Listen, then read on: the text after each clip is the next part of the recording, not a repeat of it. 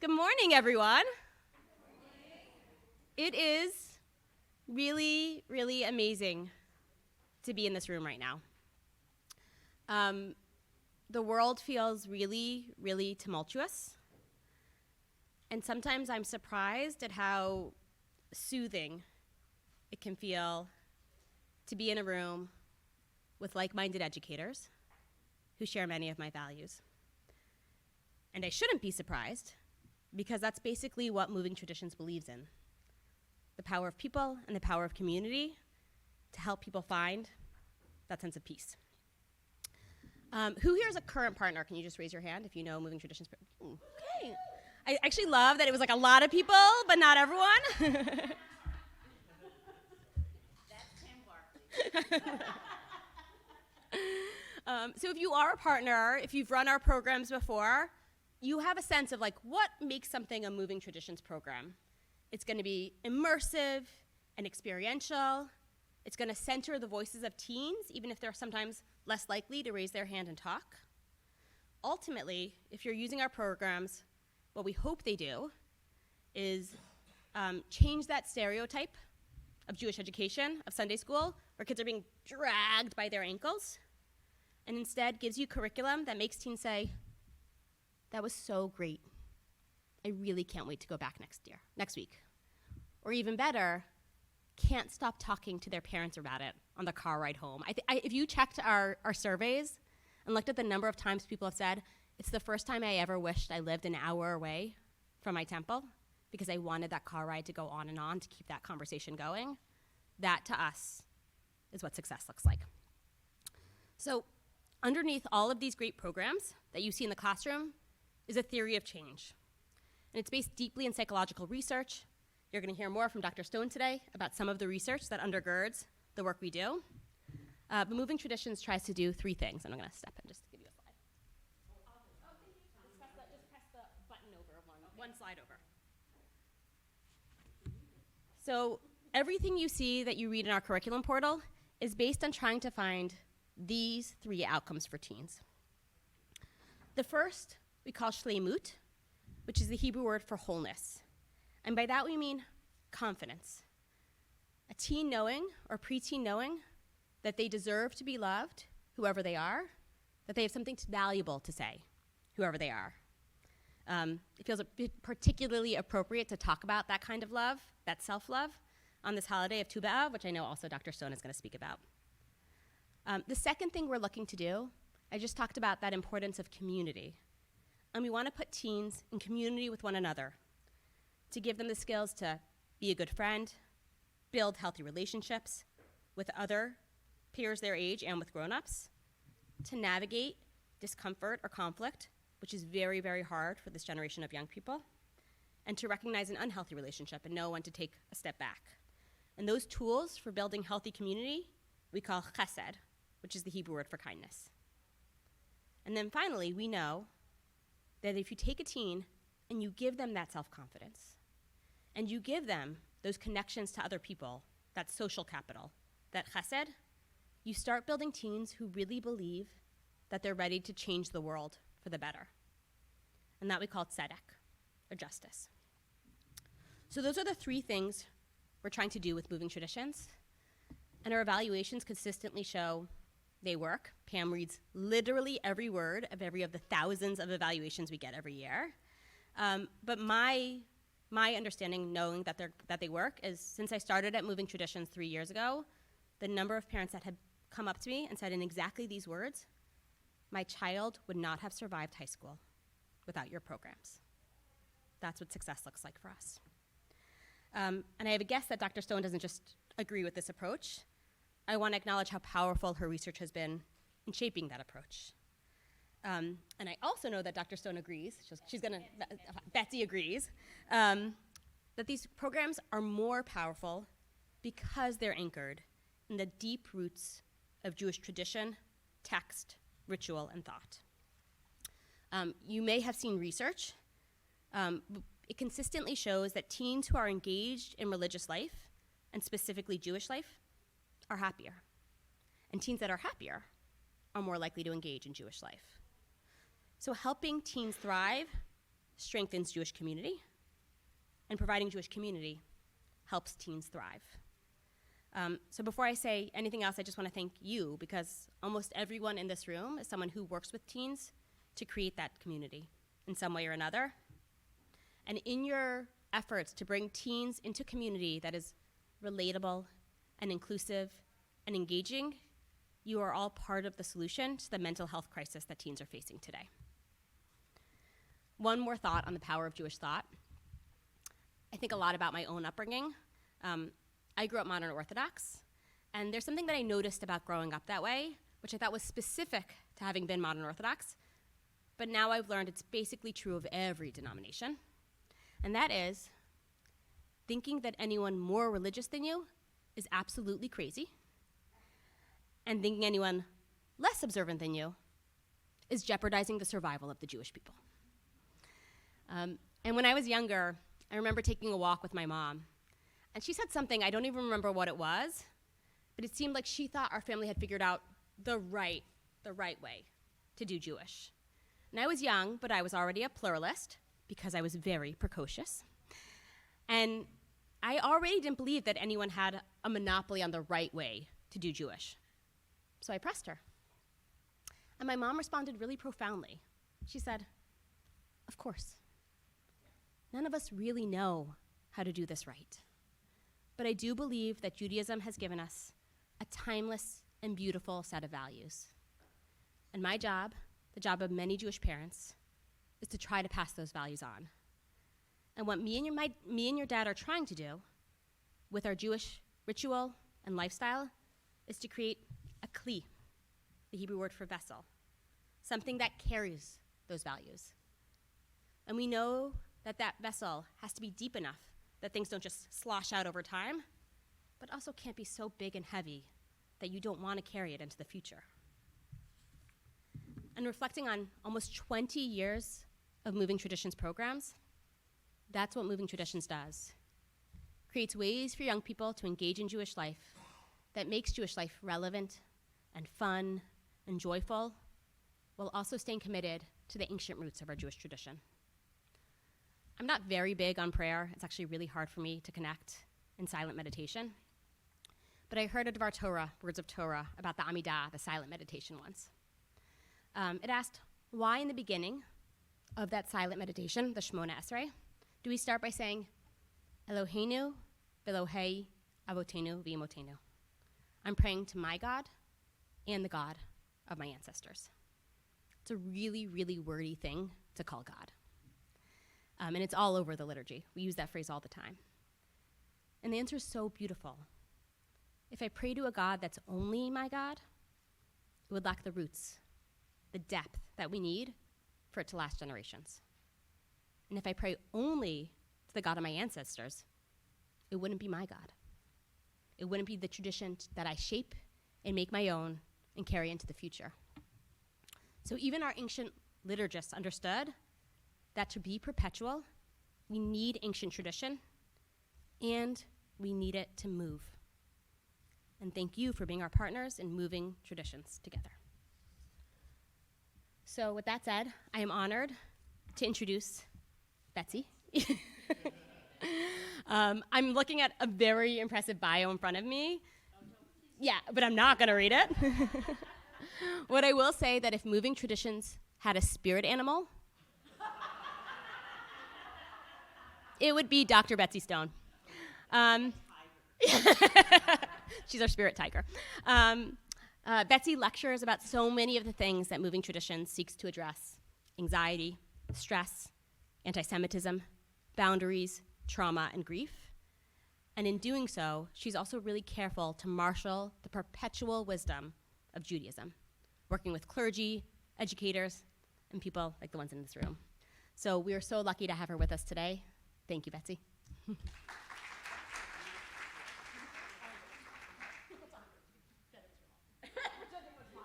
I just said that story about your mother was beautiful, and Shula gave her mother to me. Can you hear me? Okay. I hate microphones. So I am thrilled to be with you this morning. I have a request and an apology. The request is that you don't just sit there passively, but engage with the material and, in fact, engage with me. So argue with me, complain about what I'm saying, whatever you need to do. And that's connected to the apology. I was in Atlanta this weekend, and my flight home from Atlanta was supposed to leave at 6 p.m., and it left at 2:30 in the morning. Thank you, weather. So I'm not convinced I have even 2/3 of my brain yet. So please, if I become incoherent, somebody come and slap me, okay? What we wanted to talk about this morning was really, when Pam and Daniel and I started planning this, we were all excited about the idea that this is on the heels of Tu B'Av. So I'm thinking of this as a diaspora Tu B'Av. We're now in the second day. And so we really want to focus on love. Well, we want to focus on love because it is such an essential part. Being loved, experiencing myself as worthy of love, is such an essential part of our of self-esteem. And yet, at the same time, being loved does not mean being approved of. And I think for lots of our kids, that distinction is hard to draw. But I want to start by telling you a story about an experience I had. I am pretty sure Karen was there, that I don't remember how long ago it was. I was at a nifty kala at HUC, and I was given the job of doing a presentation to first adolescents and then youth professionals about what pressures kids 10, 15 years ago. I was really lucky. I had a smart board, and so the kids came in and I said to them, I think lots of times that adults think that what you think about is not very important. Is sounding familiar now? And I said to them, what are the things that you think about at night? What are the things that percolate in your head? And they were telling me things like, I want to know what the purpose of my life is. I want to understand the difference between good and evil and where they actually intersect. That's such an interesting question. All sorts of things. So then I close that page on the smartboard. We take a break. The youth professionals come in. I ask them the same question. What do kids think about? And they say sex, drugs, and rock and roll. And so then I go back to the previous page. I think our kids are so much deeper than we ever give them credit for. And I think that and I am absolutely convinced that in the educational environment in which we live currently, they don't have very many opportunities to think big thoughts. And that Jewish spaces are perfect for thinking big thoughts. That's the history of Jewish spaces. It's what we know that we know how to do as a people. It's also what we know that kids need. But they need to be trained to do that. Critical thinking is a value that we used to have in our communities that they don't get in school in the way that they used to.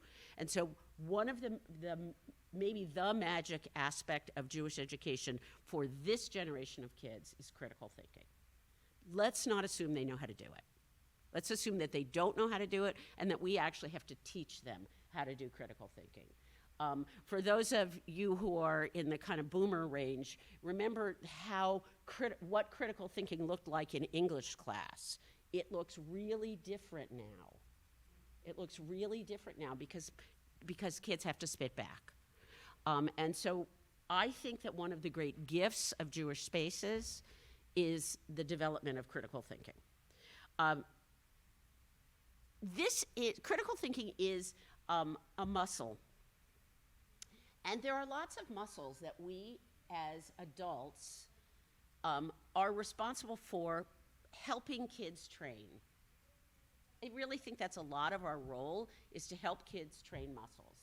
Struggle muscles, critical thinking muscles, challenge muscles. And I think that love for most of our adolescents and emerging adults is a precursor to being willing to be challenged. So I want to start by thinking about kind of ways in which we we may not be expressing love because there's lots of times I am doing this work with kids and I don't love them. And I think that's actually an important thing to understand. They love me. I do not love them. And there is part of my job is to create a space in which they can feel loved without compromising myself as an adult. But I want to think about kind of what positive human connection kids need and the ways in which they experience it. Not necessarily my loving them, but the way they experience love. Was that English? Okay, do I need to say it again because I'm not sure? Okay. So I want us to think about different ways that we love. I really want to walk away from this. May I walk away from this? Are you going to get, no, I may not. Pam's going to get mad at me.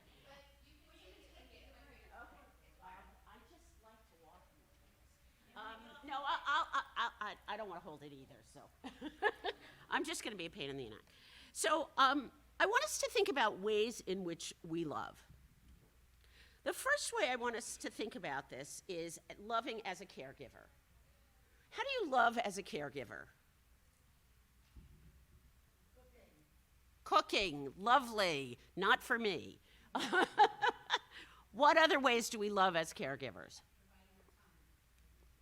Time is a huge way in which we love as caregivers, and it's one of the things that, particularly at this time, in this stage of COVID, because I'm never going to say post-COVID, because I don't think there is a post-COVID. At this stage of COVID, we are overworked, as we have been for much of the last 5 years. We are overworked, and time is a very precious commodity. And yet, sitting on the floor next to a kid, which often feels in the moment like it's a waste of time, I have other things I need to do, it's one of the great gifts we give kids. It's in the same category as M&Ms.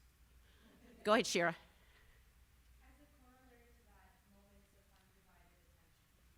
Moments of undivided attention, absolutely, and I think that's almost impossible. Is your cell phone in your pocket? Is it vibrating? We live in a time where we think that multitasking actually works, and now that I've said that, I'm going to make sure my phone is off, and it is. So, what undivided attention? A caveat about undivided attention, it's often not face-to-face. It's more often next to. Think about being in a car with a kid, think about pillow talk. A lot of the reason those things work is because you can't see me and I can't see you. And when your kid is in the back seat, they think you can't see them. And they think you can't hear them, which is even weirder. Okay, so undivided attention, cooking, time. There was another one, and I've lost it. Driving in traffic? Schlepping, absolutely. Driving and schlepping is in the same category as food. It's in the same category as it is saying to somebody, I prioritize your needs right now over my needs. Yeah.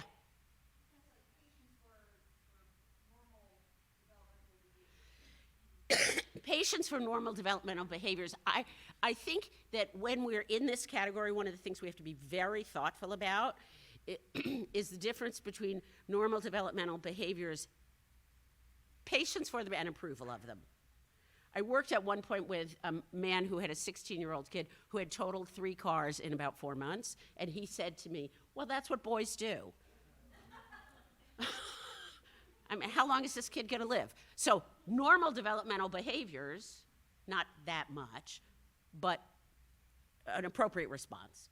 Okay, so caregivers is the first category. Second category I want to think about the way kids receive love is the ways in which we approve of them.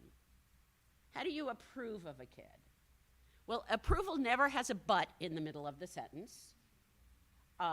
You did a really good job, but it often doesn't even have an and, because sometimes we use and just as a placeholder instead of but, and kids know that we're doing that. Simply, that was awesome.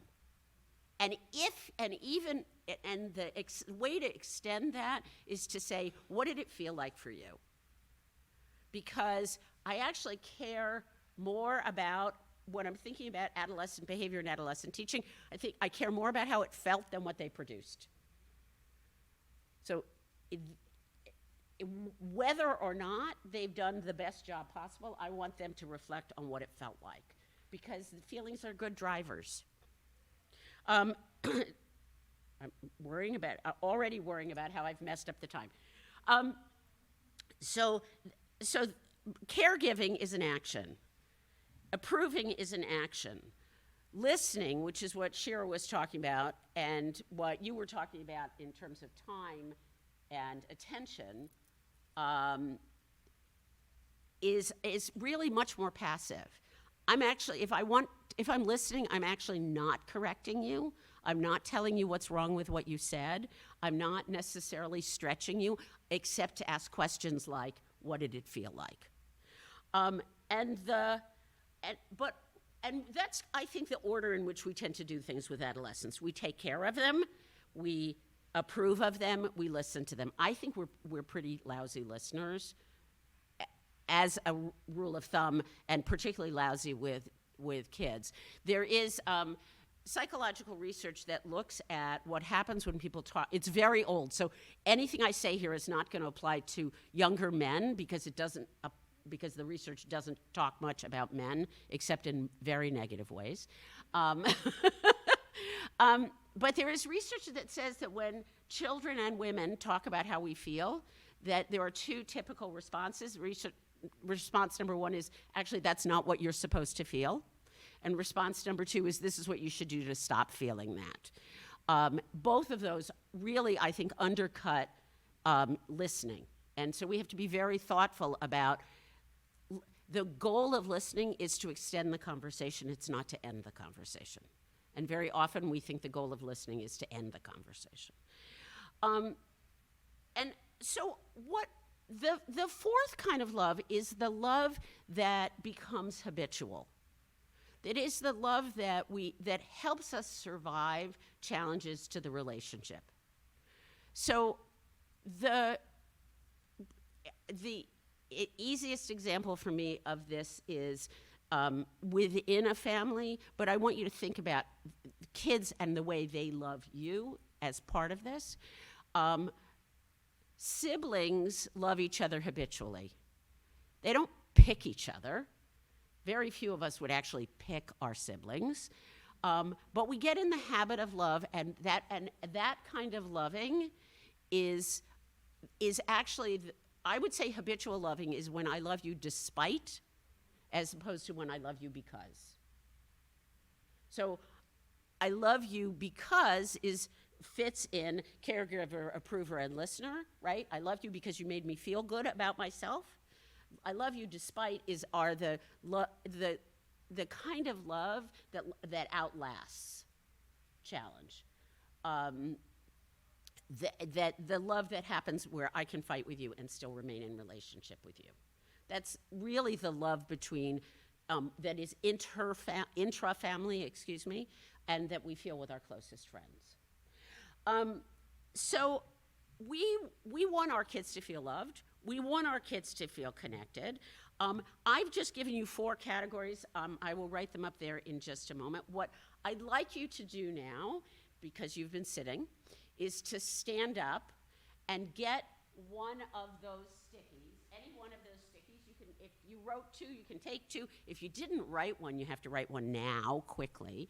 Love feels like love is, I know I'm loved when, and I love, a word which we use for everything from summertime to lemon desserts to the...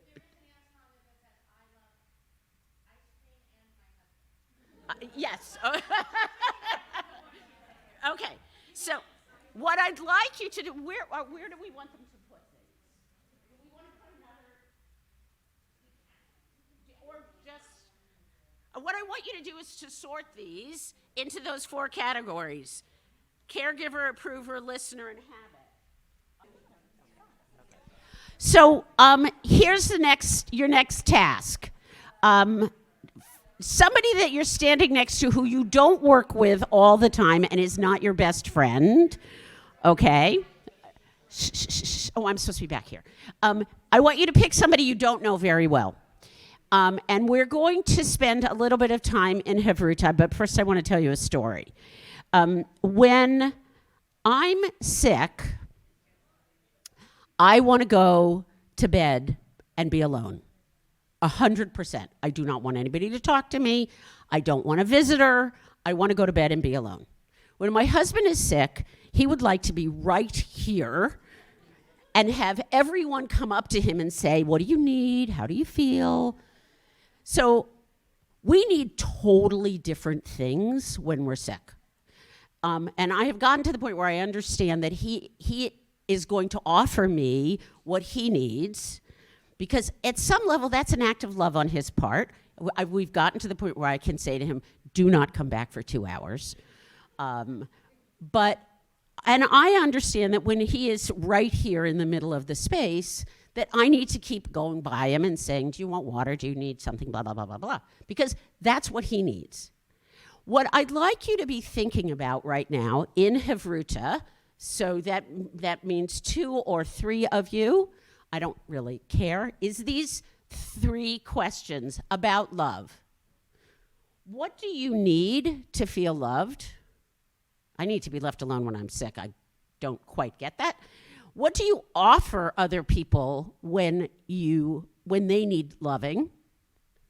And how do you assess what other people need? Remember, we've got those 4 categories of love. You can use those as structures to have this conversation, but the goal of the conversation is first personal, and then interpersonal, and then more interpersonal.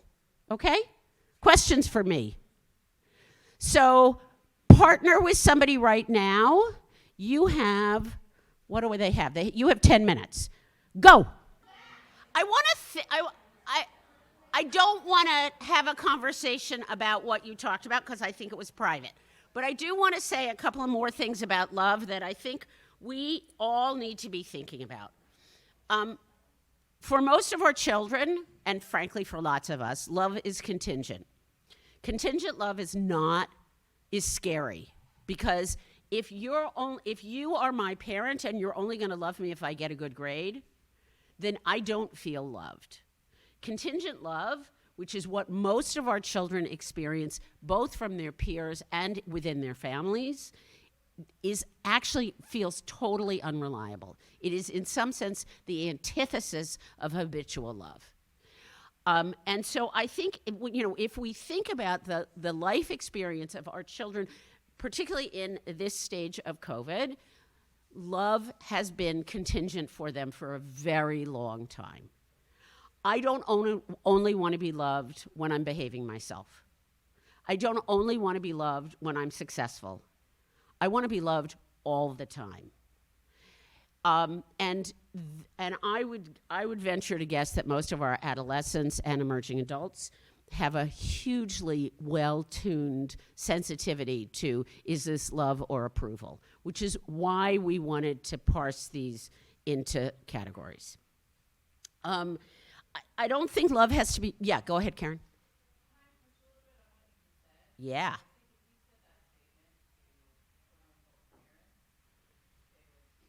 So that has never happened before.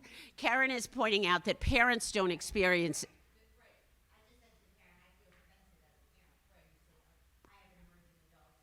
Right.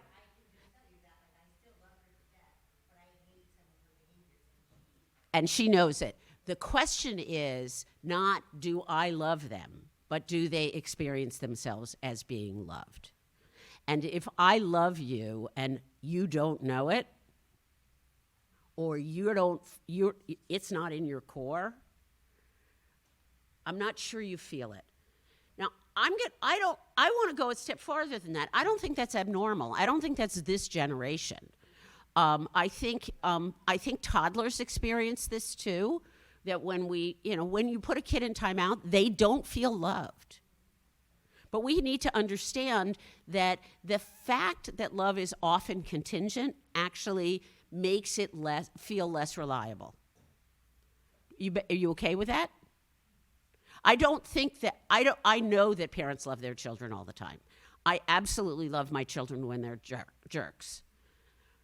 I'm not sure that I'm sure that I don't communicate how much I love them when they're jerks.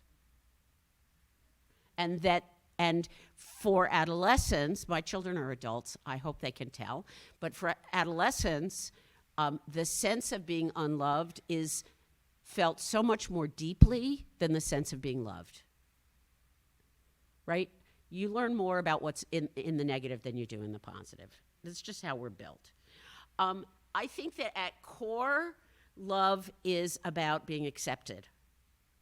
And that actually means, and that fits in this category of habit rather than in a category of approval. It's okay whoever you are. I am still going to love you, including when you're a jerk. If kids have trouble telling the difference between approval and love, we need to be cognizant of that in the way we interact with them. Now, I am not saying, and I will never say, that we have to approve of everything. They actually desperately need us to teach them values, which includes not approving of things. They're constantly looking for us to give them values. That is actually part of the magic of moving traditions, is that it's values-based. But we also have to understand that they may not experience our loving them at times when we think we are communicating that. And frankly, lots of times we think, I'm disapproving of you because I love you and you matter to me, and if you didn't matter to me, I wouldn't care. Another thing I want to say about love that I said earlier, and I want to say again because I think it's so important, the fact that a kid loves you does not obligate you to love them. It does not obligate you to love them. I think that a lot of the work that we do in teen and emerging adult spaces is about creating a relationship which is by definition non-mutual. And so there are kids that I have taught who are now adults who still love me, and some of them I don't recognize. That has to be okay, because part of my job is making a kid feel connected so that they can hear me and so that they can trust me even when I'm not approving. Okay? I think over the last year since October 7th and before, we have to understand how threatened and frightened our children feel how much of the time. And so we are dealing with people who, by the nature of their age, are fragile, and by the nature of the age in which they live, are also fragile. One thing that I am absolutely convinced of is that there are lots of soft skills that kids tend to learn when they move from one school to another. So you learn them in kindergarten, you learn them in 6th grade, you learn them in 9th grade, that they didn't learn at all, because those teachers, kindergarten, 6th and 9th grade teachers, teach things that are soft skills that nobody knows that they're teaching, including the teachers. How to walk in the hall, how to go into the lunchroom when you don't know people, how to figure out what homework you have to do, how to sit on a mat. These are skills that actually kids need to learn, and the teachers in those liminal spaces teach, but they don't know they're teaching them. And the teachers of older kids don't know how to teach them. So 3rd grade teachers don't know how to teach sitting on a mat. Does that make sense? So that our kids today are missing some soft skills that we actually have to do some remedial work with, and we don't know how to, because that's not in our habit. So one of the things that, so we need to present children and adults with challenges. The last 5 years, you pick your number. I often say 1 year, 5 years, 10 years, you can pick your number, have really challenged our children and us in terms of our understanding of the world. And, for some of us, early November of 2016 was almost as shocking as October 7th. Like, where do I live and what place do I live in? With COVID, with politics, with October 7th, with anti-Semitism, you pick your poison. Our kids and we have experienced a lot of trauma and disruption. And so what I want to spend a little bit of time talking about, I'm already late. I told Pam I was never going to be able to follow the schedule. What I want to spend a little bit of time talking about right now is an arena of psychological thought that's called post-traumatic growth. Because I think these are arenas that we should be thinking about programmatically. I think that these are arenas that we should be thinking about in terms of our interpersonal our relationships with kids. So post-traumatic growth looks at the kinds of ways in which I change for the positive as a result of trauma. We talk a lot about PTSD, of post-traumatic stress disorder. The data tells us about 10% of people with classic trauma experience PTSD, about a little bit under 50% experience post-traumatic growth. You could have both, and about 40% don't really change. Our goal is growth. It's always growth. So what I'd like to do is to think about the forms of post-traumatic growth that we see in literature, and I'd like to think about then how you can program to create opportunities for growth. But I want to start coming back to Tuba by telling you that I think that love is a critical soil in which growth happens. People who feel unloved spend a lot of time trying to create spaces in which they will be loved, either negatively or positively, and I don't think that's the same as growth. So what I'd like to do is to think about post-traumatic growth, which I think often happens for adolescents when they are challenged. My daughter told me this story about her daughter, her 11-year-old daughter, who was going on a camping trip and is experimenting with a cell phone. Nobody asked me. And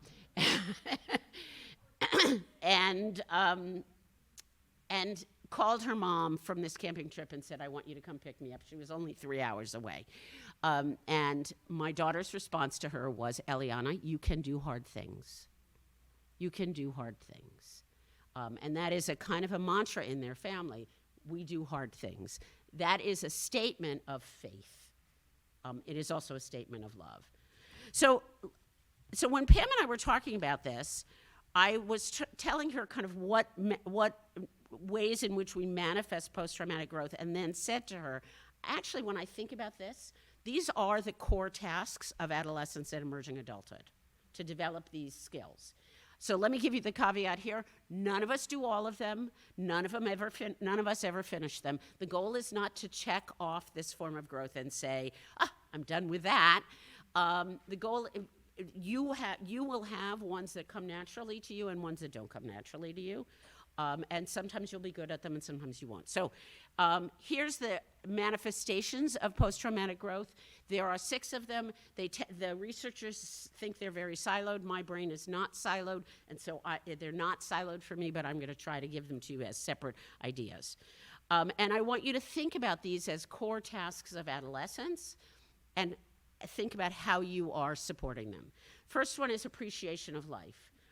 The feeling that I am blessed by whatever I encounter. So if I say a Shekianu at the first snowfall or the first crocus, if I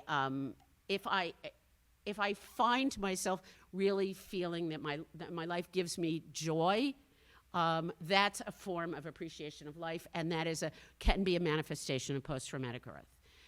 Second arena is appreciation and strengthening of close relationships, and getting rid of relationships that don't feed me. Think about all the people that you spent time with before COVID that you haven't seen since COVID. We see in more specifically increases in kindness, compassion, and altruism, which are different. Here's my favorite example. I'm walking down the street in Manhattan. And I see a homeless person. Kindness is, I say to them, would you, let's go to Dunkin' Donuts and I'll buy you something, or I offer to feed them, or I give them something. I can think they're disgusting and be kind. Compassion is, I walk down the street in the city, I see the same person, I think, that's terrible. I don't have to be kind, I just have an internal feeling. So the first is an action, the second is an internal feeling. And altruism is, I walk down that same street and I say, there shouldn't be homelessness in the United States, and so I volunteer for an organization or donate to an organization. It's not personal, but it's action. That was the second one. The third one, identification of a new purpose in life. The obvious examples for me, the most obvious example for me of this is the Parkland kids who start March for Our Lives. I have a trauma. I begin it hones my values in a particular way, and I work to make that happen. Fourth, I'm going fast. I know you're looking at me. Identification of new possibilities or purpose. Mothers Against Drunk Driving is this. I take my pain and I make something good out of it. 4, greater awareness or utilization of personal strengths. Think about this in terms of adolescence. Part of the task of adolescence is to actually figure out who I am and what I'm good at. So I, as an adolescent, began to recognize that the fact that I made up stories about other people meant that I was really curious about other people. And that led me in the direction of the work that I did professionally and the work that I do now. So I begin to see myself not as in terms only of what I'm not good at. I have no geography skills. I have known where nothing is. But in terms of what I am good at, I'm really curious about other people. The fifth category I love to talk about because I don't have any of this. It's increased creativity as a result of trauma. And the example I like the most for this is rap music. Rap music comes directly out of trauma. It is the expression of trauma. And it is a creative response to trauma. When we're doing programs where there has to be an art project, I need to run screaming. Because that just makes me feel bad about myself. And I like talking about this in particular because it's important for us to understand which of these things we're not good at as well as which of these things we are good at. And the sixth silo is enhanced spiritual development. Adolescence is a time of increased spirituality by its very nature. 3 to 5-year-olds are in a spiritual space. 3 to 6-year-olds don't get caught in the numbers. Adolescents are in a spiritual space. Their brains are looking for spiritual meaning.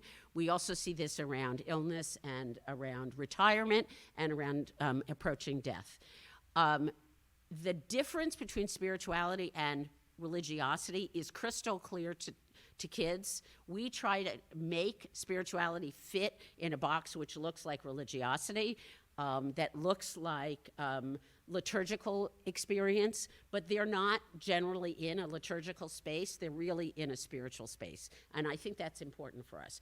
So I think one of the questions, and okay, Daniel, come up. Daniel and I are going to have a conversation which we're supposed to start 10 minutes ago. But I think one of the questions that we have to ask ourselves all the time is, how does the programmatic stuff I do strengthen these forms of post-traumatic growth, even when there's not trauma? Because anytime I'm building muscles that will help kids in the future. Okay. Should we ask them for questions before you start? Okay. Questions, comments, arguments? Go, Shira.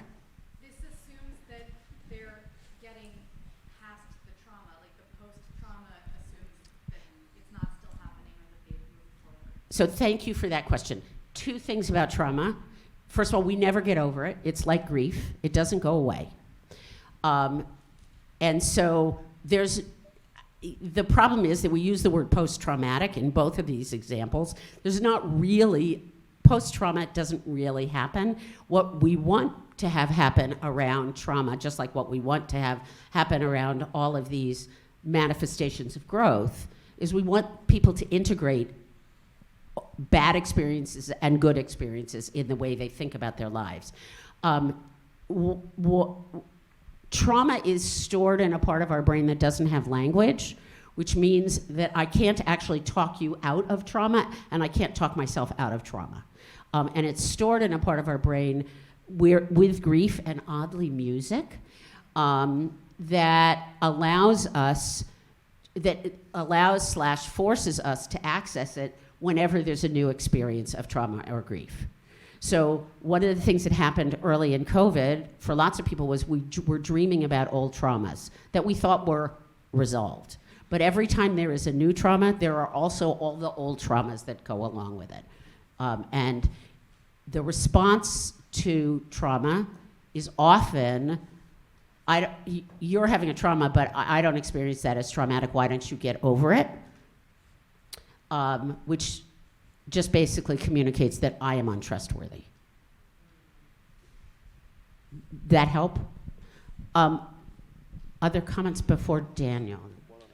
Go ahead. All right, so when you just said that, I have an experience of somebody who has said to me over and over again, I feel like my life is that I just keep getting hit in the back of my head with a 2x4. Yep. And I have pointed out to this person who I've known for decades all the positives, and it doesn't seem to help to deflate the experience of always feeling as if they've been hit in the head over and over again by a 2x4. So I never put that together, but it's that reliving of the one thing that happens and then you go back to all the other things. Yes, and even without words. Right. So then, I'm looking for the language around the growth, so that there could be an opening. Is there an opening? Can there be an opening? Or if someone is living in a constant fear of being hit in the back of the head, are they just like this in defense? And how does that? Because this is a person that I've known a really, really long time who I love very much, and so. And you want to help that person. Right, but I also want to know how to support them. So Yeah. if you look at those 4 habits of love, I think what people are looking for almost always when they feel battered is somebody to listen to them. And what we tend to do when people feel battered is to tell them that they shouldn't feel battered. This is when I'm tired or sick, I get cold. And I say to my husband, I'm cold. And he says, it's not cold in here. Okay, I'm not cold. That's lousy listening. He doesn't do that anymore because he's heard me use this example in public spaces. So what he does now is he says, are you tired? Are you sick? Do you want a blanket? That's caregiver. It's not really listener, but I'm not sure there's much listening you have to do around I'm cold. But that's caregiver. And the old response was the antithesis of approver. So I think we make one of the things we do is we make a lot of space for people to tell us things.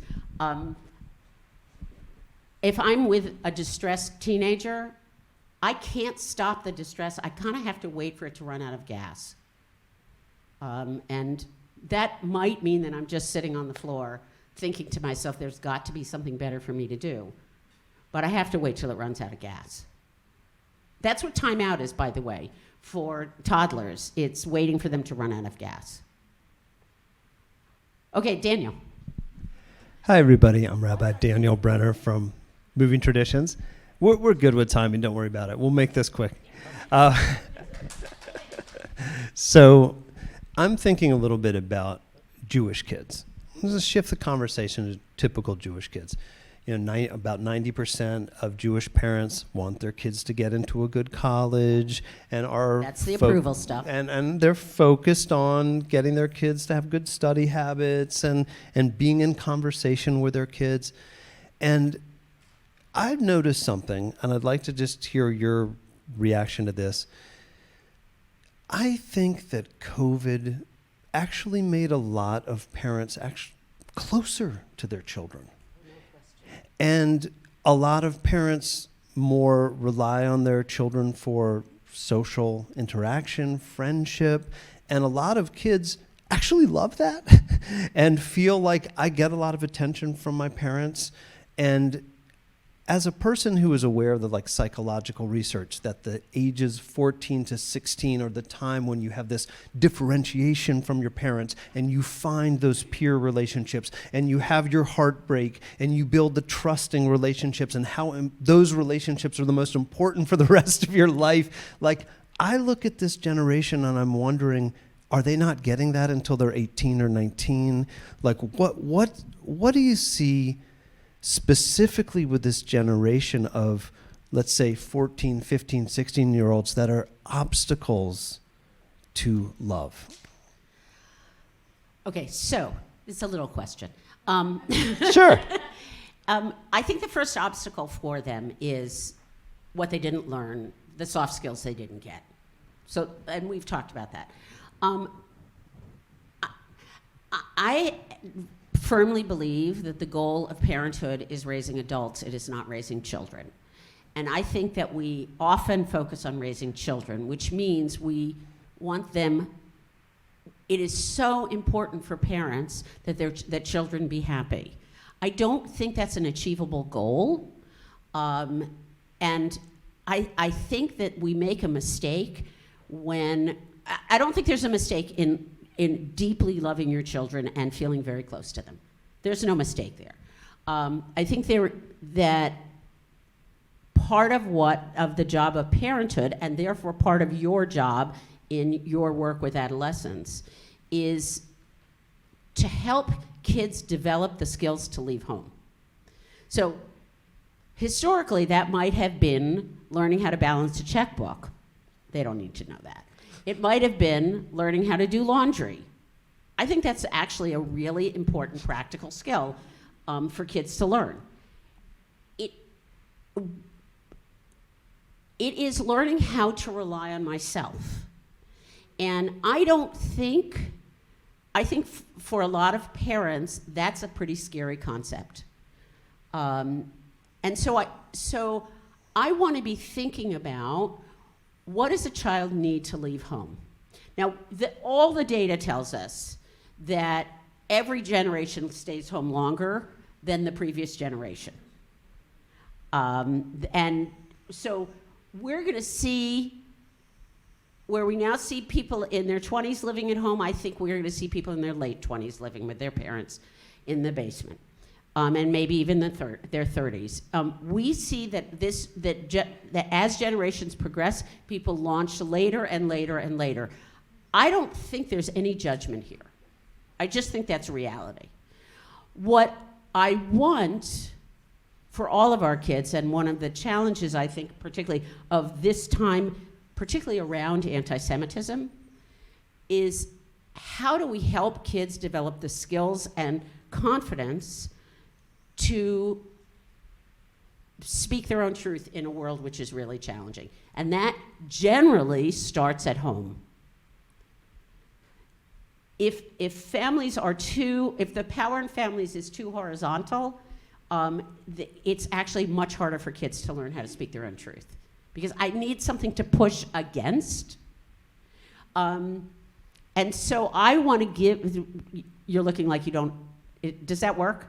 They need something to push against? Okay.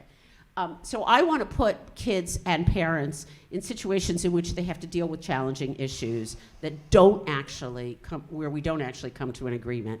I think that's what happens in critical thinking. Specifically for Jewish kids, if we say to them, your job is to replicate me, which we often say, what we're doing is standing in the way with disapproval of having somebody to push back against. What I mean by pushing back, is that the question?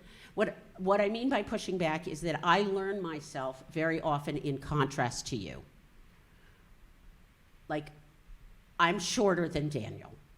That's a totally mundane example, but I also learn myself when when I have a conversation with my children about the situation in Gaza. I learn myself in contrast to other people. This is not the way I feel. This is not what I think. And so I have to have somebody to push back on. That's the easiest way to find out who I am. Go ahead. Do you feel though that, and I'm probably taking you off subject. Oh, I love tangents. You mentioned that I wanted to do this is that I think. Do you think that with COVID, the continuing phase of COVID, and the parents being home and doing all this, do you think that it's tend to make them more coddled, more taken care of, more my parents will do it for me, and then the other way we could go from that is developing. I'm raising my friend versus I'm raising my child versus I'm raising an adult. Right. So one of the really fascinating things to me, this is not going to sound like I'm responding to you, but I am. One of the fascinating things to me that happened in COVID was that online bullying disappeared. I would have expected it to go through the roof. And if I were a bully and I was stuck at home, I'd be finding lots of people to bully. I don't mean it literally disappeared, but the numbers just plummeted. And they're back. In very impressive ways. I wonder if in some families, the challenge of school, being present in school, the absence of that actually really relaxed kids and made them feel better. There is some data that says that there was a subgroup of kids who got a whole lot better and a whole lot happier. I think that was primarily boys, not exclusively, but primarily boys. Because boys didn't actually lose community they had because of video games, which presented a community that girls are basically very unwelcome in, but allowed boys to interact with each other. Does that make sense? And the data on post-vaccine depression, anxiety, all that stuff, is that it shot through the roof for girls and did not for boys. 4% increase for boys of psychiatric emergency room visits after vaccinations. I don't mean the vaccination made them go. And 51% increase for girls. Girls really suffered much more and continue to suffer much more. We also, when girls are suffering, tend to take more delicate care of them. We perceive girls to be more delicate, and so we are not building their struggle muscles as much. There's no question that parents got closer to their kids. There's no question that kids got closer to their parents. There's also no question that there was an increase in familial abuse. So we get both. If I need my children to approve of me, it ties my hands as parent. And I don't ever want to get to the point where I don't want their approval, but I don't want to be driven by their approval. And some of the data tells us that the major shift in the relationship between parents and children generationally is that the power structure has become much more horizontal and much less vertical. The other real dramatic change we're seeing, particularly with millennial parents, is the absence of dinner time. Absence of dinner time. And when I was in graduate school, they told us that family dinners were the strongest predictor of psychological health as an adult. I don't know how they knew that. It seems to me that probably it's a parallel rather than a predictor. But we are seeing a significant decrease in family dinners writ large. Kids eat separately from their parents, and the dinner table, I think, is a place at which approving, listening, giving care become habits. Did I answer your question? Yeah. I answered some questions. Ish. All right. He's Yeah. gonna answer it. Very good. I want to transition us, actually. It's First of all, Betsy, thank you so much. It's wonderful to have someone who is thinking about love, thinking about the big picture, thinking about how we receive it, give it, everything else. And then to go from that place to think about our work as Jewish educators. And that's what I want to shift us to right now. There's a wonderful old school psychologist, Robert Blum from Johns Hopkins, who talks about inner city kids in Baltimore. And everybody was focused on the kids that don't make it. Robert Blum was like, what about all these kids that do make it? What about these kids that come from incredible poverty but end up having a career, going to college, going to the military, and being Notice successful? the way we measure success. Yeah. So like just thinking like all the different ways that these kids are actually succeeding. And so he found that there were 3 factors in the success of these young people. One is if they had a parent, grandparent, or other parent-like figure who loved them unconditionally. That's number 1. Number 2, they had a best friend they could trust. They felt that they were loved unconditionally, or the person actually loved them They unconditionally? felt that they were Okay, loved okay. unconditionally. And in fact, like the story that he tells is a story about a kid who says, Blum asked, do you have a parent? And he said, you know what? I had a grandparent like that who died 3 years ago, but I talked to him every day. Like that kind of feeling is incredibly powerful. But the third factor is the factor that we're actually here today to focus on. And that third factor is having a teacher who created a space that was psychologically safe, where you could talk about your life, where you could talk about what's going on with you. And a teacher that listened, a teacher that paid attention. So we wanted to end this amazing Torah with some other Torah. And we're now going to take a deep dive into a beautiful Talmudic story. And it is from the tractate Erubin. The beginning of this tractate is about fig trees. And it says, how is the Torah like a fig tree? Well, fig trees, the fruit do not all ripen at the same time, but they ripen over time. And this is what Torah is like, that it is always producing new fruit. And so revisiting it again and again is important.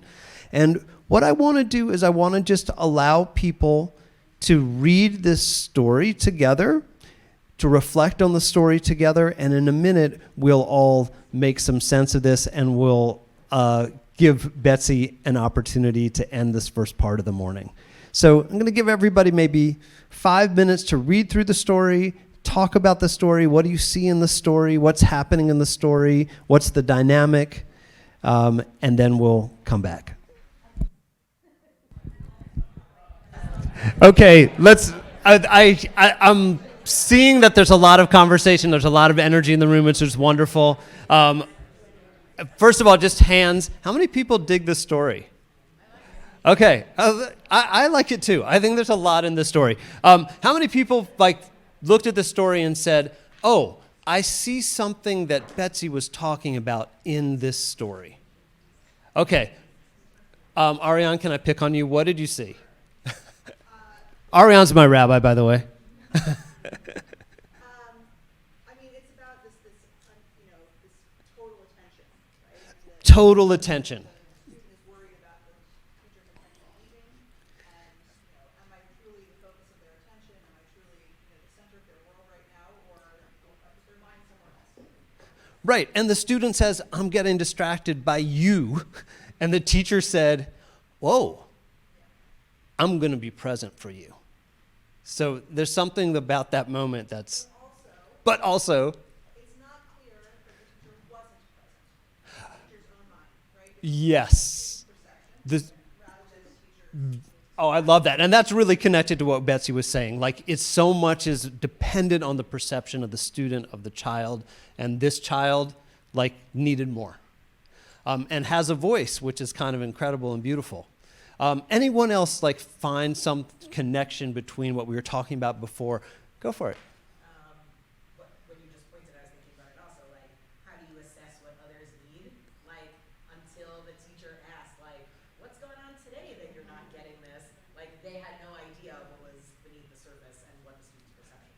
Love that. So what Melissa's pointing out is that the teacher is aware that something is off today. And the teacher asking and like saying what is going on for you, like that is what helps give the voice to the student, actually. That's what helps like move the learning forward. By the way, one last comment and then I'm gonna. Well, also that the relationship went so far that the teacher knew they needed to go over the lesson 400 times before we even got started. I know, right? 398, that doesn't work. 399, that's not so good. 400, this kid's got it. By the way, I just want to end this by saying that the Talmud, the rabbis of the Talmud say that every human being needs 4 times to review any lesson, any teaching. I think that's actually a beautiful thing to say we all need 4 times. This kid needs 100 times that. But I do like that that is part of the discourse. It also took away that really supposedly 400 times, every time they went over it, what is not being said, but could have been going on, that students would see different things throughout the Yes. would realize different things at different moments, and they all could be simultaneously picking up on different things. Beautiful. And that relates to the comment about the fig trees ripening, different fruit ripens on different days. Every time you visit it, something has changed. Beautiful. Betsy, back to you for some final words, and then I'm going to move things forward. Yeah. Okay. So first of all, thank you so much. I thank you so much for what you do. Thank you so much for being here and being engaged. There is a long dead British psychoanalyst whose name was Winnicott, who says something that I think is incredibly important for us to think about in the work that we do, both as friends and as parents and as teachers. He's really old, and so he talks about mothers and not about people, but I'm going to paraphrase what he says. He says effectively that the goal of a good parent, and I'm going to say a good teacher as well, is to meet all the needs of the child initially and then frustrate them into competence. That I need you to walk me through what letters are and numbers are, but eventually I need you to say, just do it. And that process of frustrating children and adults into competence is actually, from my point of view, one of the greatest acts of faith and love. Because I believe you can do hard things. So thank you very much for all the hard things you do. And Pam, you're up.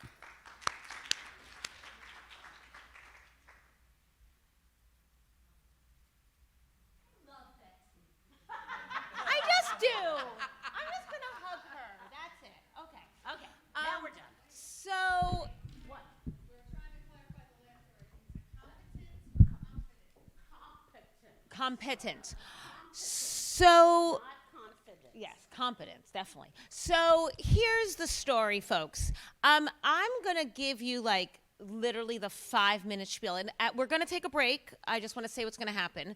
I'm doing something for about 5 minutes, and then we're going to take a break. And those of you who are staying with us for the day, we're just sort of taking a break, and we're going to be right back here. Those of you who are only here for the keynote, you're not going to stay here. I'm not quite sure. Shuli's not in the room. She is over there. Are you going to take some people and you're going somewhere else? What? They're going to, Shuli, if you're here, because of Shuli, you're going to check in at the break and have a little chat. That's what's happening next. But in the, really quick version, I'm going to do this because I know which ones I'm stopping at. So here we go. So she already did this. I'm going to skip around. So, Betsy was talking about all the things going on, Betsy and Dan, all the things going on with teens. And I want to make it clear this is both because, I'm going to get out of the way so I'm not in the picture. This is both because I think it's important for us to keep in mind, and because I'm a social worker by training, and I really think it's important that we all understand both what we can do and what the limits of our jobs are in our roles. And there may be other social workers here, so you may be in my boat where actually more things than this are your job. I get it. But really what it is that you all probably are doing and can keep doing is providing those safe and supportive spaces for teens, right?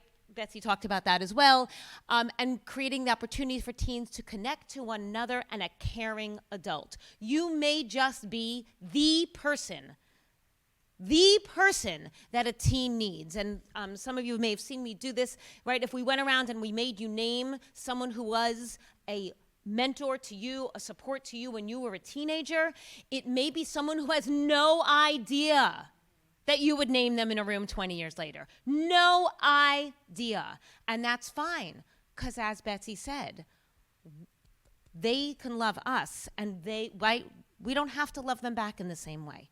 The idea is that we are doing something that makes them feel truly and deeply cared for.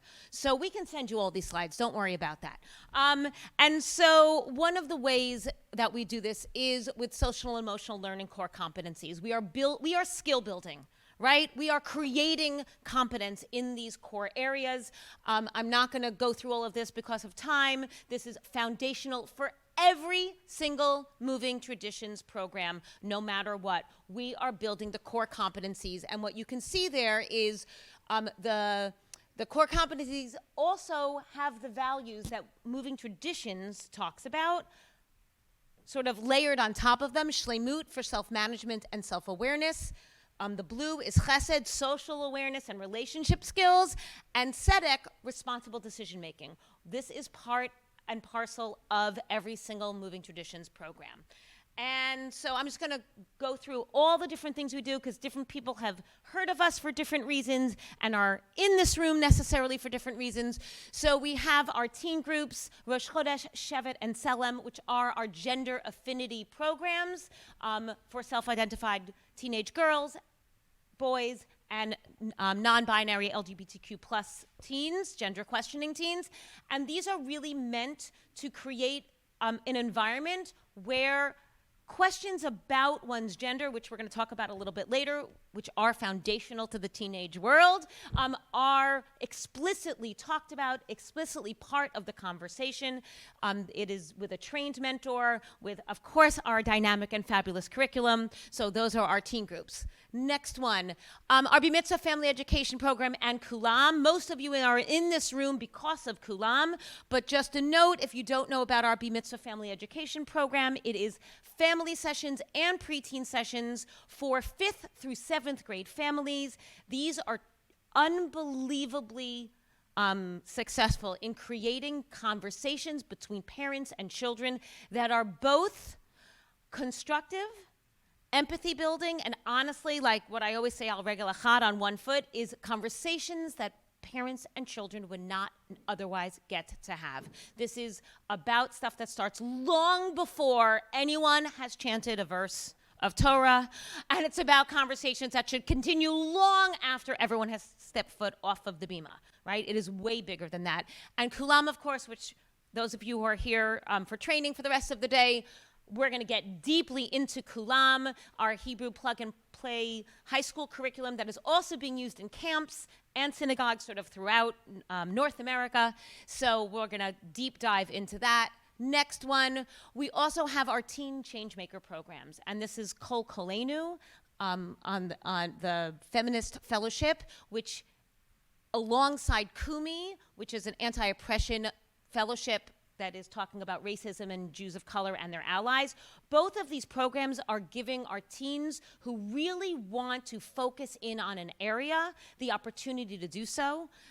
We have really, really strong activists amongst these teenagers who are really ready to go out and do something yesterday actually, to go out and change the world, and we are giving them in small cohort-based programs the opportunity to do so. Applications for both of those programs are still open. Keep on going. Finally, we have the programs that we use to work with what we call sort of the ecosystem of support. That is all of you, as well as parents. And so we run staff trainings, right, ways of helping staff at various places. It started in camps, but it's leaked over into other areas as well. Talk to their staff about how to create the healthy relationships that maintain boundaries, that maintain this understanding of consent that is necessary for any conversation in a relationship, as well as Raising Up Teens, which is a larger scale series. I'm sure you're all on our mailing lists for parents and educators to come and talk and hear, usually from an author or a psychologist or someone like that, about a topic that is usually issue related to what's going on in the world. We did one, Israel at Your Kitchen Table, because that's what's been going on. And we have one planned for September as well. And here, this is what I want to make sure we show you. So, Kulam, again, the program that you're here for, it's not just, gee, I say so. Kulam is doing really amazing things in the communities in which you work. We have data that tells you so, and if you've met me for 5 minutes, you know I am a super dad nerd.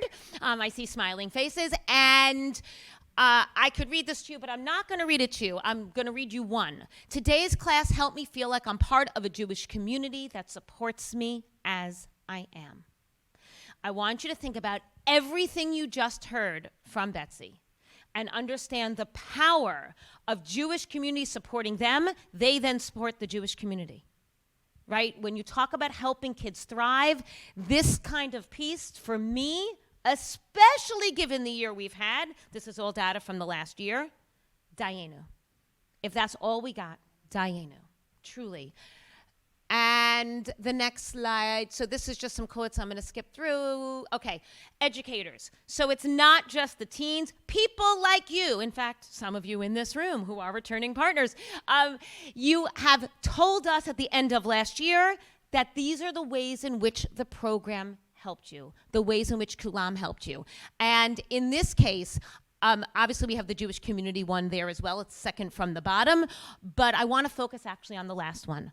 Provided an opportunity for me to strengthen my relationship with students. Again, if what we want is for all of our students to feel that sense of being deeply cared for, to feel that sense that they are not alone in the world, that they have a place to come ask the big questions that are on their minds, and they will find a supportive classroom and a guide, that's all of you, then these are the kinds of results we want to keep seeing. And I truly, from the bottom of my heart, believe that the Moving Traditions programs can help create the environments to do exactly that.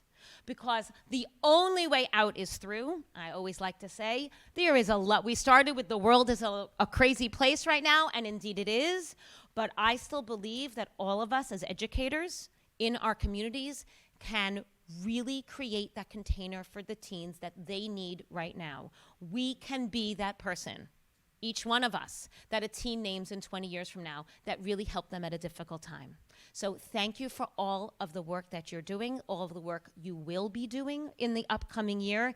It is not an easy task, I know that. At this point, I'm going to say we are going to take a break. For those of you, and my watch died, of course, because that's what happened. Okay, so we are going to take a break. I'm going to choose a weird time because I'm just going to. We're going to come back at, for those of you coming back to this room, at 11:18. It's very Jewish, 18, right? That's why I picked it. 18. So go, do what you need to do. We're going to come back here just so you have a sense. Lunch will be at about 12:20, just so you have a sense of what happens next. For those of you meeting with Shuli, go gaggle in the corner. And for those of you who are only here for the morning, thank you for joining us.